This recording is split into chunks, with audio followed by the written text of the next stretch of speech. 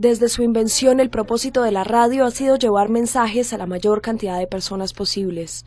Hoy, ese medio aún permite que las palabras se esparzan y las trabajadoras domésticas paraguayas lo saben perfectamente.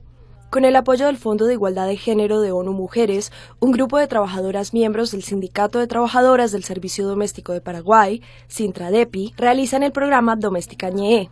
En él, cada domingo en la radio comunitaria del barrio capitalino Chacarita, las conductoras reciben llamadas con todo tipo de manifestaciones de sus colegas. Esto, para la secretaria general de Sintradepi, Marciana Santander, es un gran orgullo, aunque ella quisiera tener un mayor alcance.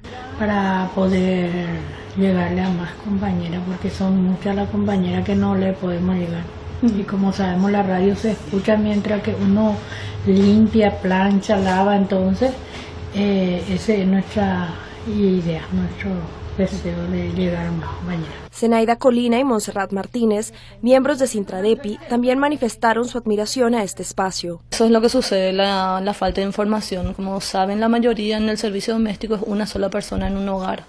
No tiene básicamente lo que sería el apoyo de los demás compañeros o también tiempo para poder acceder a esta información, ya que, como sabrán, el trabajo doméstico es 8 horas. Me gustaría, por ejemplo, recibir una llamada donde digan, gracias a ustedes cambió la forma de vida en mi trabajo.